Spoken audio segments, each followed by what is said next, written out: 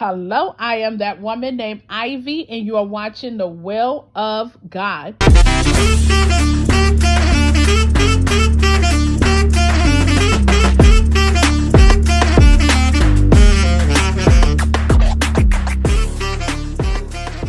God. Welcome, Red family. Yes, red is standing for the blood of Jesus. Hope everyone's Saturday night is going well. It's about 10:30, something like that. But my Saturday night is going well. I'm not sleepy, not quite. So hopefully I will be to sleep soon because I have church tomorrow and I definitely want to get up early and be to church on time for Sunday school, which normally and typically I am, okay? So I'm not worrying about that. Sometimes I could go to sleep after midnight and I wake up early, a good timing. So God is so good. I thank you, Lord. Now, I wanted to share this little moment that I had that God brought back to my memory when I was a child. Now, before I do, let me say this. I was watching Little House on the Prairie, and I love this show along with Frasier, The Golden Girls. I love these shows, I just do. And I'm watching this now. Before I go into what I really want to say, some may and may not know that Little House on the Prairie is based on a real family, the Ingalls. And if you look at the show, they have Caroline, which is the mother. She gave birth to 4 girls and 1 boy. All right. So if I'm not mistaken, in this order that I'm going to name them is Mary, Laura, and Laura is the one who wrote the book about her family. Mary, Laura, Carrie, Charles Jr. Charles Jr. died at 9 months, I believe. Something was going on with him. I'm not sure. But, yeah. And then, later on, she had gave birth to Grace. So those parts are definitely true, according to Laura Ingalls. Yeah. And to be honest, Laura is the only one that gave her parents a grandchild. The other 2 females, they did not have any biological children. Mary, she was blind. That's in the show as well. She never got married and she never had children. Carrie, she got married, but she never had biological kids of her own, according to what I read. According to what I read. Grace, I don't remember, to be honest. If I'm very honest, I don't remember if Grace ever had kids. I got to look that up. Now that I'm thinking about it, I got to look that up. But of course, the son, he died when he was 9 months old. So yeah. But anyway, I was watching the show, right? And I was in season 1, episode 15. And it brought back a memory. Now, Carrie is the 3rd child. She's about maybe 4 years old. And she's looking at the fire. She's looking at the fire. The fireplace, the chimney. And she was staring at it. So her dad got up and I guess it was the middle of the night, whatever. Her dad happened to get up in this scene and said, well, Carrie, I'm paraphrasing because I'm not saying exactly how, word for word. But he said, Carrie, what are you doing up? And she said, I just want to make sure Santa don't get burned, because we as adults, a lot of adults tell their children that there is a Santa Claus, the Tooth Fairy. I'm going to be honest with you. Growing up, I heard of that. Did I tell my children that? No. I told my children, I said, look, your mother buy the presents, okay? And someone, and other people buy your presents. There is no such thing as Santa Claus. When it came to the Tooth Fairy, I told them the same thing. I said, there is no Tooth Fairy, but I said, because you lost your teeth, I'm going to take you to the store and let you, go and buy whatever you want to buy. So that's how I pretty much dealt with that. I didn't want to give them no fairy tale story or anything like that. No.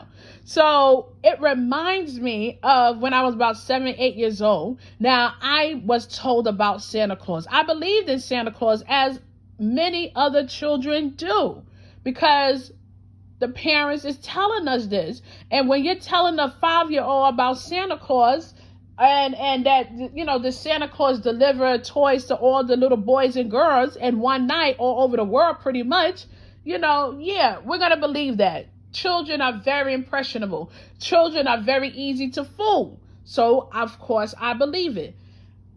Now, I want to say it was Christmas. Yeah, it was Christmas Day, but it was like maybe 3:00 in the morning or something like that. And I look up I happened to wake up at maybe around 3 something. It was very late. It was definitely Christmas Day, but early.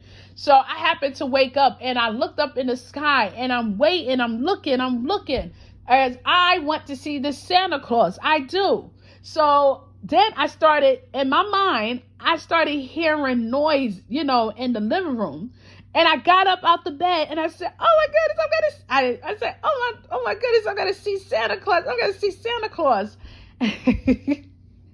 When I get out in the living room, there was no one. I honestly think to this day, now that I'm thinking about it, I think that was all in my head, I really do. I thought I heard some movement in the living room because I really wanted to see Santa Claus. When I woke up, like I said, I was looking in the sky and I'm like, where is Santa Claus coming? When is he coming to, bring the toys to us? And then I happened to hear a sound in the living room. So I get up out my bed and I go and look and there's no one. And I just went right back in the bed.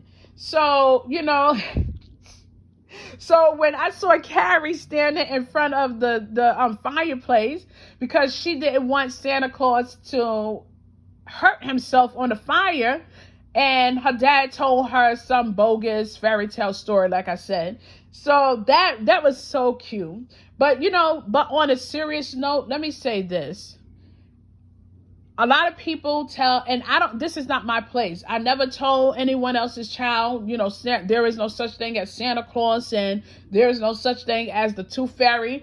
I don't believe that's my place. No, but I never told that to my children. Okay. And I told them, don't go around saying, don't go around telling them, Santa's not real and whatnot, but I never told that to my children. And then again, maybe they did. Kids are going to be kids. That's the best thing I can say. Kids are going to be kids. But that's what I told my children. No one can't get angry and should get angry because I'm telling my children the truth. Okay? We as parents, the family, friends, or whatever, we buy our children the gifts.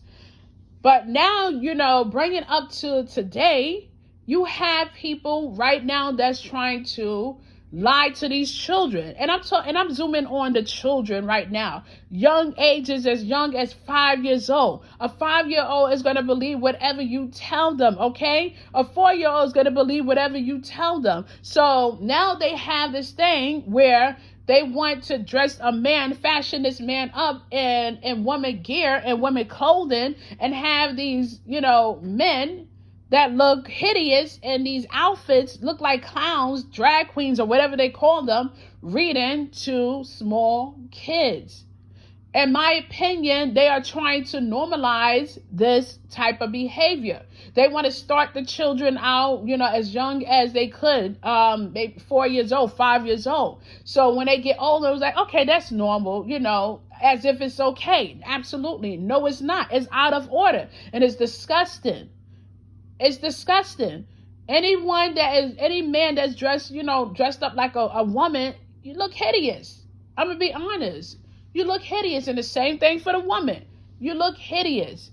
It was this one show, not a show. It was a clip that I remember watching. And it was this man, very tall man. He had on makeup and high heels and whatnot. Now, he was talking to a lot of kids. The video was breaking off in different clips and whatnot as he talked to these children. I don't understand why, these parents co-sign to this. It's so disgusting.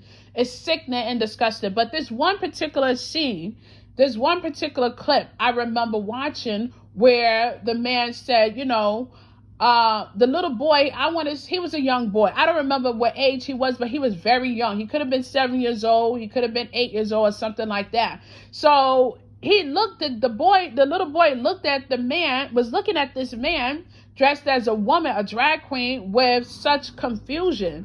And if I'm not mistaken, if I have the clip, I might insert it. I'm going to look at it. I'm going to look and see if I have the clip. But anyway, he told the young boy, he said, more like he was saying, it's okay, that men dressed as women. It's normal. It's okay, more like. No, it's not. No, it's not. But this is the world that we're living in today. And I just, it's sad. It's very hurtful and sad. But that's what I wanted to come up here and talk and tell you. That show, try it. Little House on the Prairie is good for anyone to watch.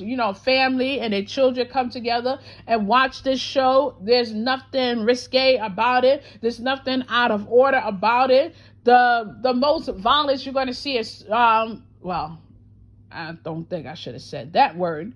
But the most you're going to see, that's a little on the, how can I say, on the V side is maybe people pushing each other, okay? So, yeah.